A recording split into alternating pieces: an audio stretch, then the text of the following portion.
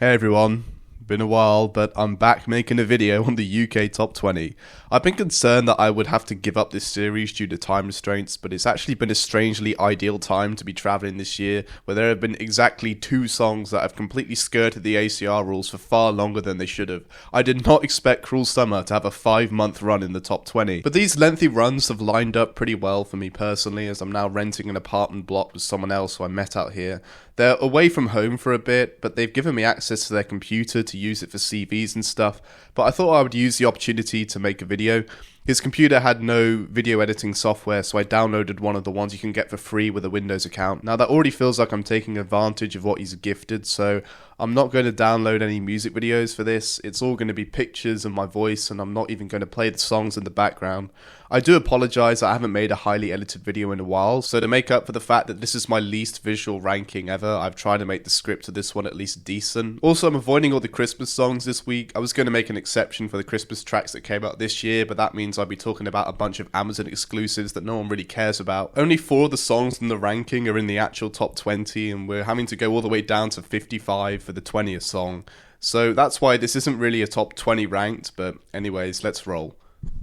So, can you guess what I think the worst song in this ranking is? Well, a hint is that it was one of the new entries on the UK chart this week, so I reckon most of you haven't actually heard it, especially because on the actual singles chart it didn't even make the top 50, but it's called Everybody, and it's a Jersey Club remix of a classic pop track that's being appropriated by Nicki Minaj and Lil Uzi Vert.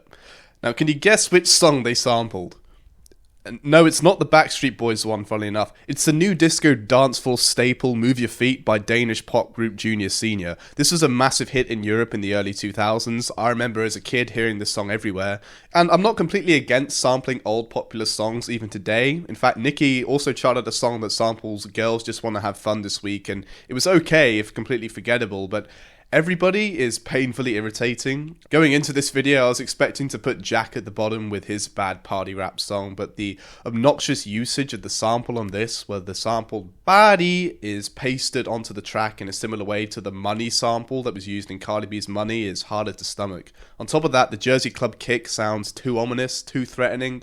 You could argue as there are lines about killing people that it's warranted, but it's playing off a sample of one of the most giddy, upbeat tracks in modern pop history, so it just doesn't work for me at all. It's not the worst song ever. I don't like Nicki Minaj, but here she spits some pretty fun, speedy flows. It's better than Super Freaky Girl for me. Uzi is forgettable. They make a grand vocal entrance, but I don't remember anything from their verse at all, or what it sounds like. Right now, I wouldn't say it's as bad as the last collab these two had in the summer, but if it sticks around going into 2024, which it looks like it will, I might change my mind on that. Anyways, at 19, we have this community's favourite mediocre rapper, Jack Harlow, with Lovin' On Me. I won't sugarcoat my negativity towards Harlow, a white rapper who's humble and respectful of the culture he's in, but not humble enough to recognise his own mediocrity. But even by my own low standards for him, Lovin' On Me is the guy's worst song to ever chart in the UK, even though it really shouldn't be. Harlow's ginormous and repellent ego has been one of the biggest issues I have with him. It's why that line about how he's the best white rapper since Eminem that he had on his last album is just so laughably out of touch. So you'd think that him cutting back on bragging for a simple Pitbull-esque party jam would be an improvement, but it turns out he's bad at doing this too. Like, he's aiming for cool confidence, but in execution he's Xanaxed waste man. The delivery is too checked out. It is possible for someone to be confident but not an arsehole. Jack seems to think you can only be an asshole or an ass clown. He starts his verse by calling himself vanilla to bragging about his sex preferences, then tells the world his 28-year-old fling, who I assume is Dua Lipa, told him he was still a baby. From one embarrassing white guy to another, a 28-year-old calling your younger self a baby is not a relatable experience. 1-0 to me, eh? Well, maybe 2-0, as I don't idolise Rico Suave. Well, then again, I used to idolise Peter Andre, so 2-1, I suppose.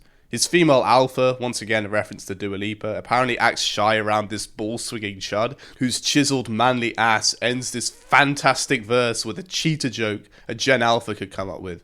I do like a decent Lord Farquaad joke, but it's too little too late by the second verse. There's no coming back from the first one. The extremely obscure mid-90s R&B song that's utilised couldn't even be bought or streamed until after Lovin' On Me's release, which is pretty neat. Yet it doesn't change how the end product has the odour of a teenager uploading their first ever rap song to SoundCloud in 2015 on top of a Nicki Minaj truffle butter type beat they ripped from YouTube.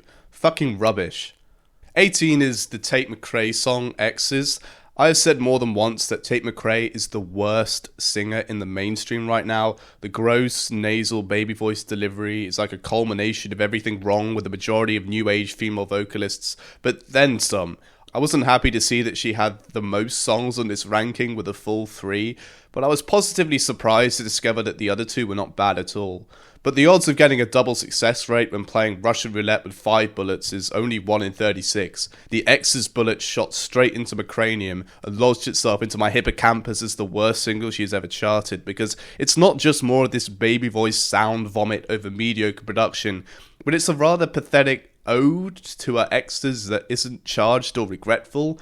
It just informs us that McRae has had a few past relationships. It tries to tell us that she's a wild child who blows through guys because one day she may change her mind, and I know it's probably not fair to bring up the past discography of someone who's still young like Tate and figuring herself out, but it's hard to find this narrative viable at all. It's funny because I wish I took a photo, but the day that I wrote this script, I went to the bakery and I saw a poster of a new album on the wall that said something along the lines of, "Writing sad songs got a bit boring." And she can write kiss-offs like this if she wants, but it's harder to achieve when the facade is so blatant. Instead, songs like this hit with such a strange chord with me. If you don't care about your ex, why would you shout them out like this? You could at least dunk on them. Whatever, it's just my opinion. A 4-chord song in a minor key is somewhat unusual, so again, not the worst, but still very bad. And at 17, we have the highest non-Christmas song in the ranking. It's number 2 on the official charts of this particular week. A song that looks like it might make 2023's year-end list, but will definitely be one of the biggest hits of next year. People really like it, both the public and internet nerds, yet I don't hear anything.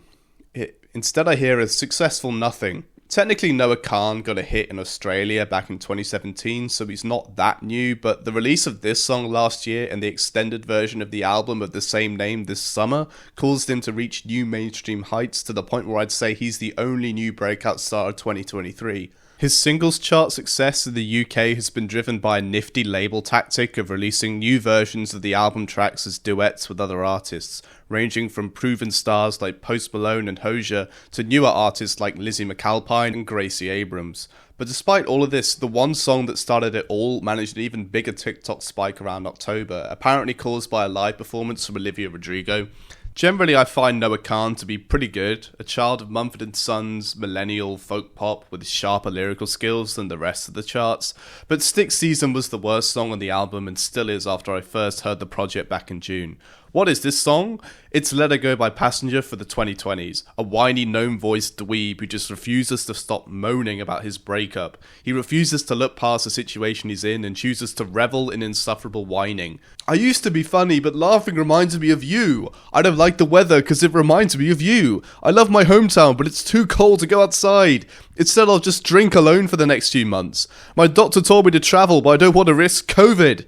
Could he not just drive somewhere nice? He's an American, I thought they all loved cars. And I'll excuse the rather cringy line about how he inherited his darkness from his dad, but I won't excuse the lyric, "It's half my fault, but I'd just like to play the victim," which perfectly sums up what an unlikable bitch fest Stick Season is. It's an obnoxious, odious, self-pitying sentiment that may be worded better and have a better hook melody than the song I unfavorably compared it to, but the backing is considerably worse. No cute electric piano melody here, just stomp-clap, queasy 4-chord campfire drivel. I personally find the whiny singing even worse than Passengers. It may be more usual, but those squeaky C-sharps sound like I'm being poked in the temple. Anyways, let's move on before I come to the realization that I was way too nice to this. Okay, so I'm pretty amazed that Larson has managed a decent comeback on the charts this year after a full 2.5-year absence at the start of the decade. And while she's a cute singer with cute songs, she's also an artist whose command of interest spiked early and leveled out ever since. I do not care for On My Love at all. I'm not even saying she's the problem, more that the instrumental calls back to a time in the early 2010s when mainstream producers like David Guetta and Stargate would repackage a template of deadmau5's random album title songs for the mainstream. Even by those standards, this is mediocre. Alexis Jordan's Happiness, which reappropriated Brazil, is beautiful. On My Love is canned, aiming for progressive house bigness but is too afraid to go all out with its percussion, so results to a popping, boring kick for a drop and no other change. On the complete opposite end of mediocre dance pop, at 15 is Prada. This is a bizarre hit to say the least. I'm aware that songs can go viral multiple times on TikTok, and viral remixes of viral songs aren't anything new either.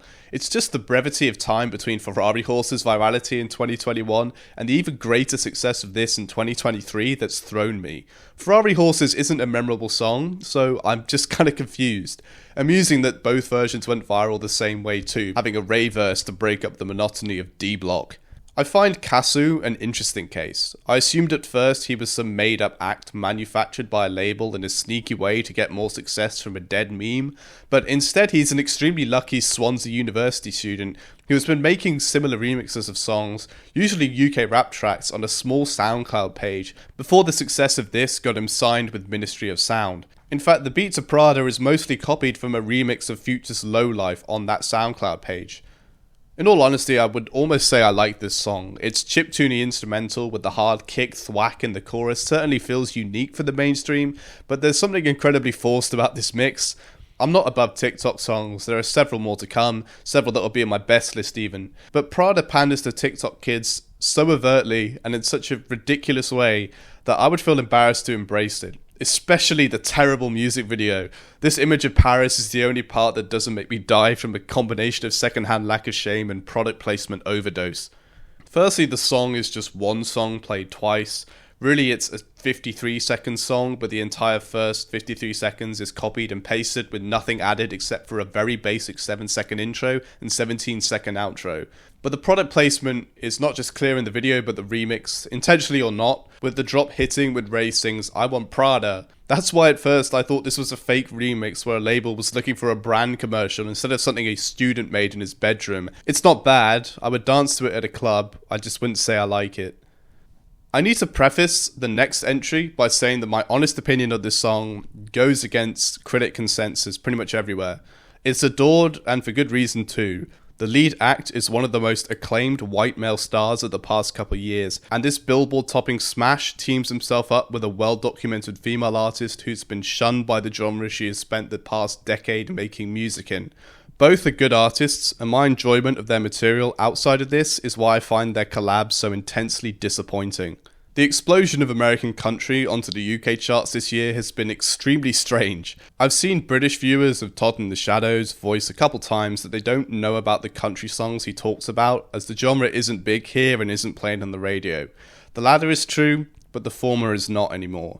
All three of the songs Todd reviewed this year had lengthy runs in the bottom half of the UK Top 40, and I Remember Everything by Zach Bryan becomes the first country song by an established country act to chart in the UK Top 20 in God knows how many years. Zach Bryan is great, of course I like him. He's country music's Sam Fender, a good-looking late 20-something who has gathered mainstream success by penning better relationship songs than the rest of the charts, alongside heartfelt messages of his troubled life with a weathered tone. But one big difference is that Sam's best charting hit is one of his all-time best. Bryan's is one of his all-time worst.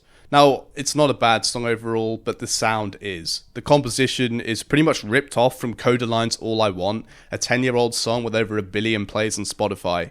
And you can say what you want about Kodaline, heck I don't like him either, but I don't think it's particularly fair that they get critical disapproval for the feathery boring instrumentals they made, when whether knowingly or not, Zach and his team created an instrumental with the same chords in the same key at roughly the same tempo with the same 7/4 feel in the verses, only to go back to the more familiar 4 chords of pop in 4/4 for the chorus.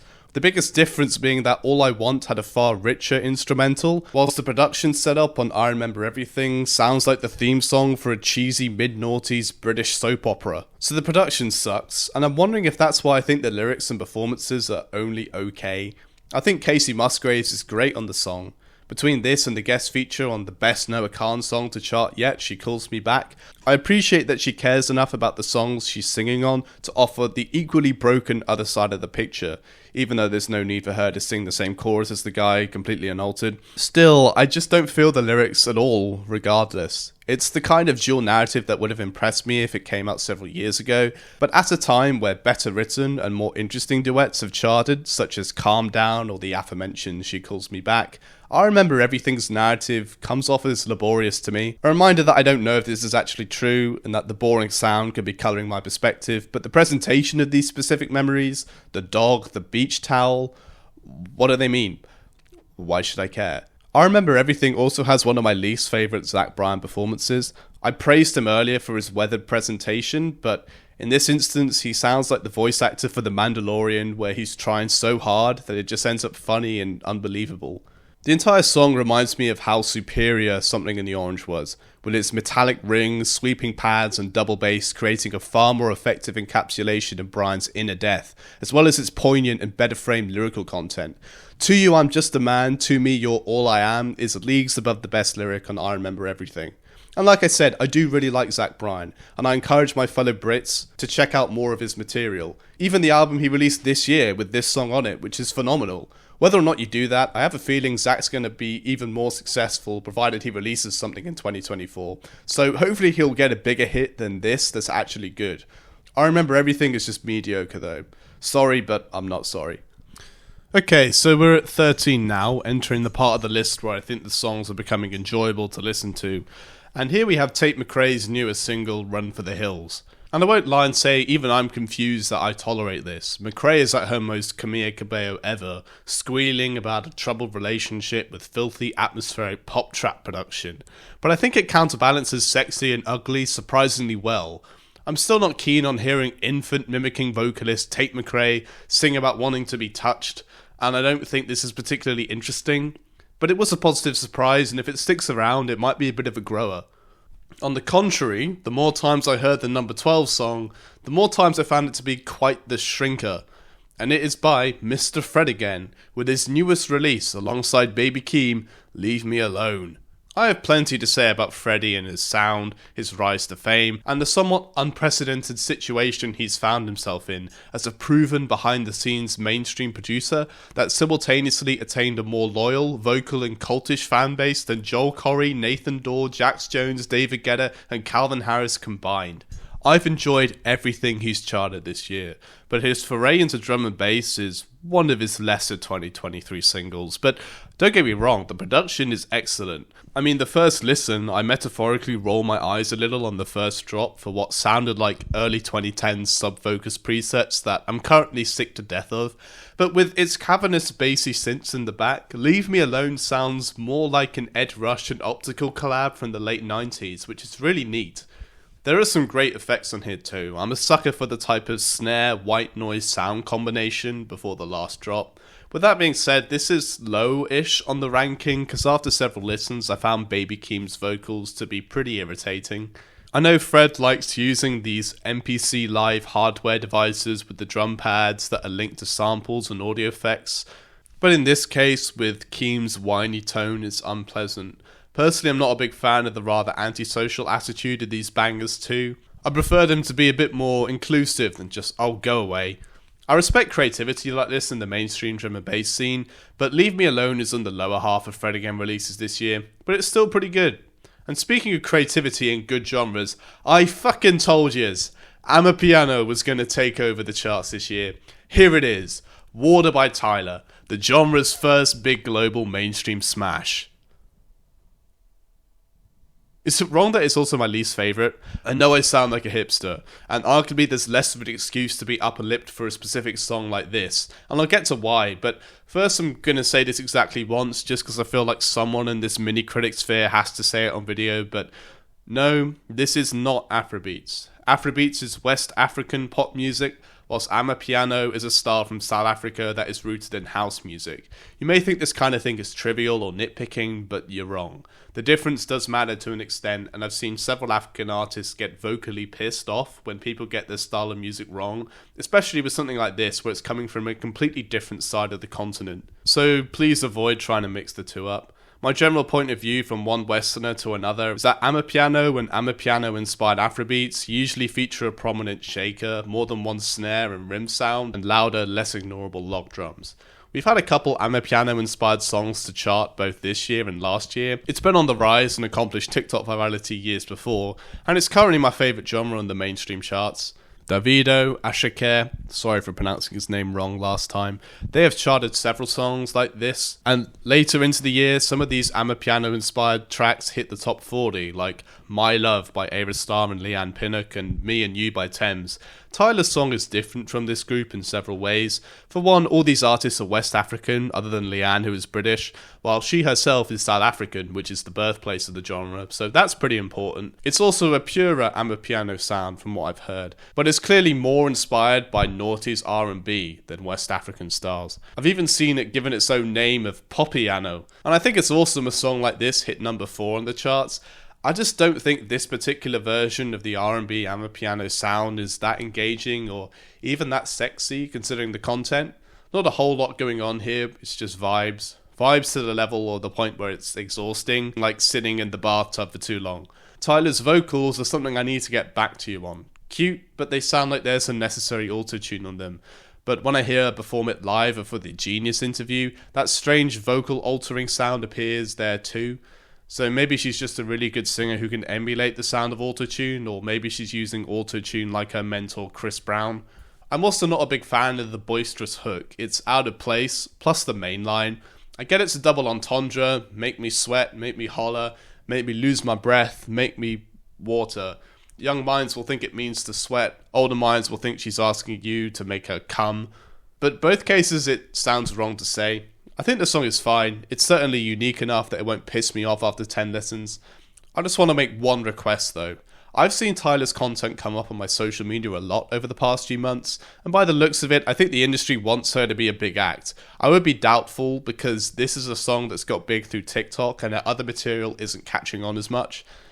But I really hope she is successful because, oh my god, I've been trying to save money whilst travelling, but I couldn't even get through the first minute of Girl Next Door and on without stopping what I was doing and buying the songs on iTunes and just replaying them again and again and again. This R&B infused Amapiano that Tyler is peddling is mostly fantastic, and the vocals are custom designed for the aesthetic. Seriously, check out On, it's a fucking masterpiece. It's just a shame that for me, the biggest example of this sound is so mediocre. Moving on, next is the first of 2 songs by the artist who has undeniably owned 2023, who was voted Times Person of the Year and has charted an insane 16 songs on the UK charts despite the chart's rules, and that's Taylor Swift. You're Losing Me is a well-written and rather tragic song about Taylor Swift coming to terms with her past relationship ending and the pain of how gradual and uneasy it is, and with that comes a sound that's understandably dull. As in, it's cushiony and empty, but there's a reason behind that. At the same time, I just don't care for it much. I've heard this style of production from Antonoff before, where a quiet Taylor is drowning in the noisier instrumental to represent that she's emotionally fading from someone or something to the point where she's kind of indistinguishable. This was done on Cruel Summer, a song about lust where there was emotional distance between Taylor's true feelings and the partner. It was done on several of the 1989 Taylor version songs that Jack Antonoff produced, including the one in this ranking, Is It Over Now? This jaunty, amateur-sounding style of Antonoff's was tolerable at first, but it's overdone now, and I think You're Losing Me suffers more for it than Is It Over Now, simply because the sound of the latter is just a little more pleasant. Both have good writing, but both are just sonically okay. With Is It Over Now even bearing the same kind of loss of connection in its chorus, but is instead about a very clearly different relationship. But congrats on Taylor getting her 3rd number 1 with just an album release. Anyway, those songs are both fine.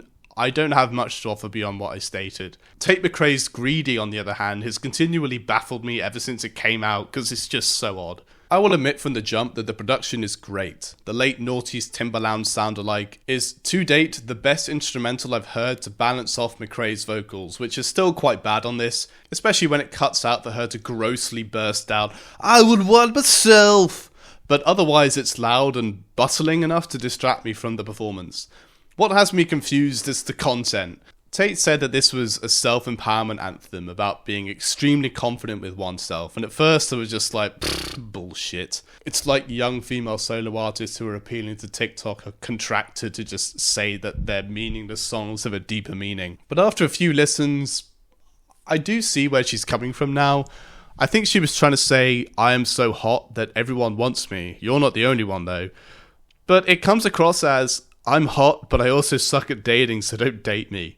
We'll ignore the guy apparently being twice her age. I think that was supposed to be a joke, and she's not actually being chatted up by a 40-year-old, because her calling a 40-year-old baby is a bit strange. But there aren't any lines about how great she is, it's just her playfully telling someone she's not into him, and that he's greedy if he gets to know her, and that she'll put him through hell if they did date. Of course it's empowering to blow off people you don't want to screw around with, but she doesn't tell us what's so great about herself at all, she just sings about being hard to get to know.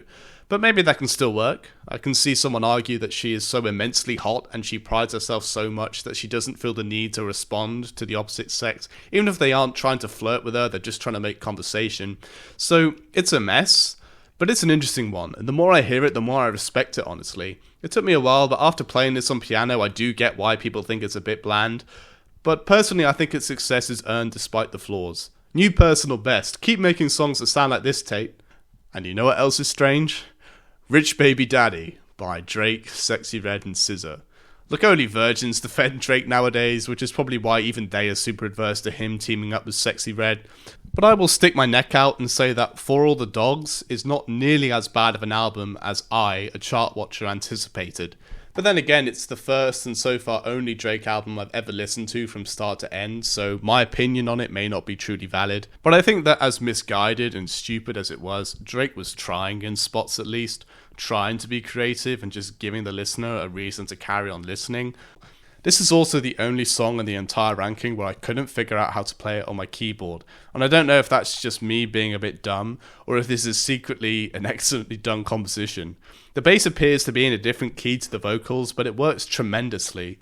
I like how Drake's melody is mostly in A, but SZA's is mostly in E, two chords that satisfy each other, which pairs with the lyrics where the two satisfy each other. That might be pretentious waffle, or maybe it was intended. Fun as fuck Miami bass instrumental, by the way. I don't give a fuck that is baiting TikTok. It's a genre that is truly welcome in the pantheon of 90s dance pastiches, and I'm surprised it hasn't had more charting success as of recent. When I close my eyes, I just picture a group of people having the time of their lives dancing to this in the grey streets of an American suburb somewhere. And look, as a straight guy, I know I'm supposed to despise Anthony Fantano's favourite Trump supporter, Sexy Red, and I do not get Ski Yee or Pound Town, but I will eat my own if the straight blokes are saying that she shouldn't have been on this. This hook is tighter than a booty hole, the only time I've ever heard her rap on beat too, and it's hype. Plus her verse is fine too. No, this song isn't great, said hook is beaten to the ground and doesn't warrant being repeated 7 times, plus the outro where Drake switches to a completely different song where he complains about the mediocre sex and interpolates Dog Days Are Over is just laughable and unnecessary. But I can't pretend I'm better than this, and I'm not envious of those who think they're above it. I've listened to this song more than most of the ones that are in this ranking, and for those who haven't listened to it yet, you're missing out. So number 6 is the last of the new entries for this particular week. It's Stop Giving Me Advice by Jack Harlow and Dave. You may be asking yourself, this Dave and Jack Harlow collab is a little higher on your list than I would have anticipated, Mode. Haven't you complained before about how mediocre these two are for years? For starters, the sample-driven instrumental does a lot for this. I like the lightweight, gentle tune. It makes the listener feel eased. But I honestly think the two artists do pretty well on here, despite the somewhat obnoxious sentiment. One of the more decent Harlow brag verses I've heard, even if it's still not entirely interesting. A lyric like, "No Sprite, but life giving me lemons with the limelight" is unusually good by his standards. Really though, it's the Dave verse that's worth discussing. And I don't love Dave. I've had issues with his music for the past half a decade. In fact, the song of his I put on a best list all the way back in 2018 has soured on me quite a bit. But 2023 was the first year where I finally saw fans of his begin to turn around and get sick of his shit too. And this frustrating verse pretty much sums up how unfortunately annoying he can be. In a year with a bunch of rather meaningless features from the guy, the one thing he still offers to this day is colour in his words, and this is no exception. Stop Giving Me Advice has some great one-liners. You ever left somebody that you love at the bottom of a mountain because they're just too afraid to climb it? Stands up on its own, and some of the struggle bars are just great. You ever robbed someone and it sounds like asking? Didn't have no food so you disguised it as fasting? And of course, I'm a lone survivor, but the way I spell lone is A-L-O-A-N. But there was one lyric that immediately caught my attention from the first lyric, and that was, "I don't ever want to spend on a hoe again, but I'm a fucking feminist, so I go again." You know, maybe we should appreciate that in the past 2 decades of UK rap, which has been a sexist sausage party, that the biggest artist calling himself a feminist is worthy of appraisal. But why does Dave think he's a feminist? Is it because he thinks wife beating is bad? Oh, holy shit. Real hot take there. I've listened to a lot of UK hip-hop this past decade, and I'm still yet to find a mainstream artist who can defeat either Central C or Dave in a casual misogyny competition. This is probably the first time ever in my life I've heard a man call himself a feminist literally 1 whole second after calling an ex a hoe. It's just funny. And that's not even looking at the rest of the song, like the weird joke about skinny supermodels, and had her Insta and made her change to private, which I find hard to not interpret as masculine insecurity. Look, even then, this is still a decent verse. In fact, these 2 verses make this better than any other rap song here, but I'm just patiently waiting for Dave to move on from continually penning this locker room talk ick that he should be above. I'm not sick of him yet, I'm looking forward to his next album, I just feel he could do so much better, but hey, I'm not rich or famous, so I guess I shouldn't be giving him advice. But anyway, number 5, and up next, here she is, Harlow's former 28-year-old alpha female fling, Dua Lipa. I'm not a big Dua fan, but this is the most I've liked one of her songs in some time. I would personally prefer to see Dua move away from new disco, but a slight change to more abrasive and gummier disco is perfectly fine, and actually gives this an edge over all the other future nostalgia tracks, even the ones that are better than this. Its chunky bass and Kevin Parker guitar motif is filthy and unconventional enough to be worth caring about, but not unconventional enough that you wouldn't want to hear it too many times in a sitting. Chorus melody is okay if a little trite, as Dua Lipa sings lyrics that are slightly less interesting than what Tate tried on Greedy, but are considerably less messy. It's good, but in terms of great songs, that's where we find the top 4, and we start off with Olivia Rodrigo. It's probably to my own benefit that I skipped my wider reaching video takes on Rodrigo's big hits from this year. Vampire Sucks, pardon the pun, and Bad Idea Right sounds like a mashup between an unironic version of #selfie and an advert for an Apple iPod back in 2008. Granted, Guts was a great album that suffered from mediocre single choices, and I think Olivia's soundtrack single to the new Hunger Games soundtrack, which avoids clumsy lyrics and hormonal awkwardness, is better than almost all of the 5 songs to have charted from Guts. I don't care for the Hunger Games movies. I liked the first book and was very disappointed with the film adaptation, so I didn't bother checking out the rest. I didn't even know there was a 4th one until this, and at first I didn't care for the song, so I have no interest in soundtrack singles charting anymore, but after several listens I can see this is really good. Not because of the lyrics, because I personally don't care, but Olivia takes her skill as a good vocal actor and matches it with this wonderfully intense, slick acoustic production. It's intense, but also smooth. Its contrast or dynamics are great too. It gets quite quiet in the verses, and that gives the chorus so much impact despite the rather simplistic setup. It's not my favourite charting Olivia song, that would be All American Bitch, but it's a solid second. At number 3, we continue the stream of critically acclaimed female acts getting my upvote, with the one you least expected to see on the mainstream charts, Mitski, with My Love, Mine All Mine. I'm still yet to hear much Mitski, I apologise, but I was told this generally isn't her sound. If that's the case, I wonder if this song is intentionally going for the kind of Spotify-friendly psychedelic indie music that hasn't actually had a big hit song until this, but has had several similar-sounding, reverb-skinned streaming beasts over the past couple of years, from the likes of Cigarettes After Sex, Yacht Club, Beach House, and AM-era Arctic Monkeys. My Love, Mine All Mine is not my favourite of these. Its abuse of reverb is worthy of a hospital room, but I recognise its excellence. Despite the clunky title, this is a really well-written, well-executed composition. A soulful, warm love ballad where Mitski looks up at the expanse of the universe and asks it to extend her love back onto the thing that she treasures after she dies. It's quite abstract what the thing is. A lover, a baby, everyone who exists. But it's beautifully abstract, beautifully understated. A rather sad but also heartwarming proclamation of the fragility of existence and how worthwhile connection is. It's very unusual to have a hit song like this, and it hitting number 2 on the global charts is certainly something to behold.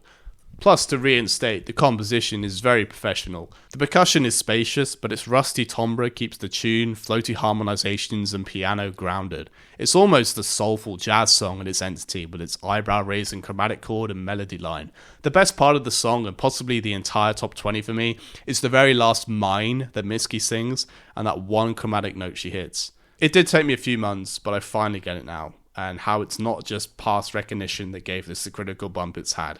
Great song. So what could be better then? Well, you're going to have to stick with me for this next one, as my appreciation for this song is also kind of abstract. But unlike with Mitski, I'm more convinced that my interpretation is farcical. I could be bigging something up that might have intended to be a rather mindless jam and putting intent into the artist's work that they never set out to represent. But the specific itch this anthem scratches is so specific that I'm going to call it a masterpiece anyway.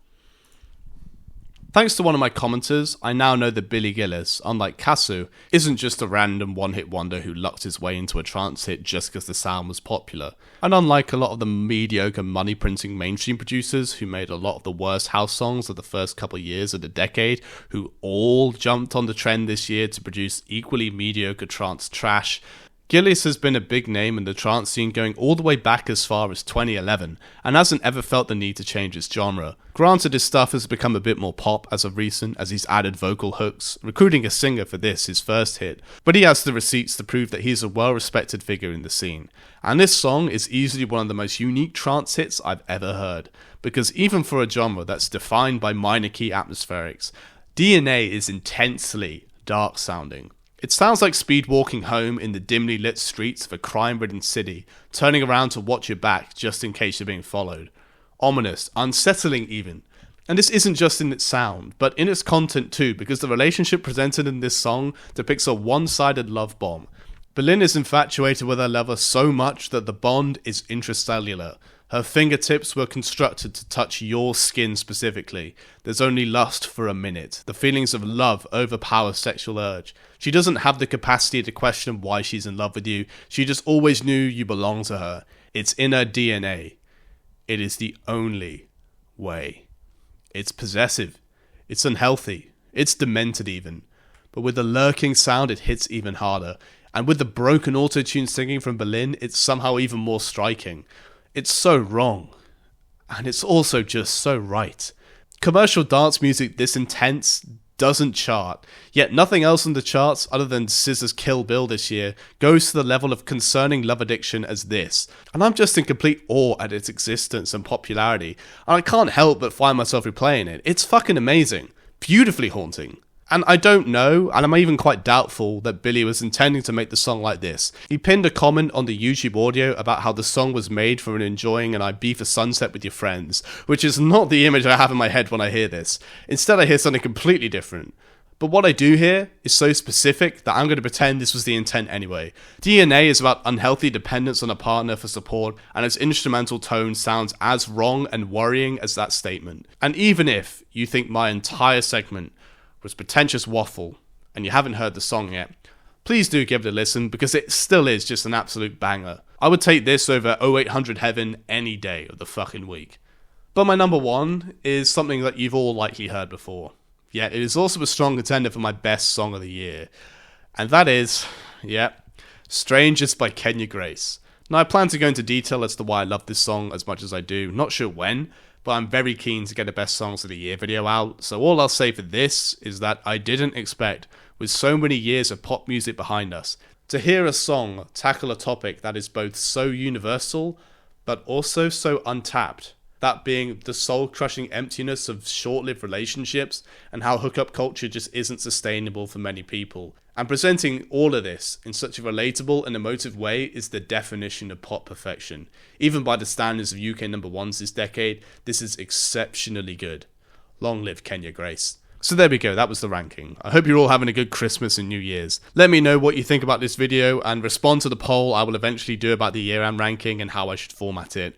More than half of this week's top 100 were Christmas songs, so for the 10 recommendations, I've also picked some songs that were on the UK genre charts. Anyways, have a good one, you guys.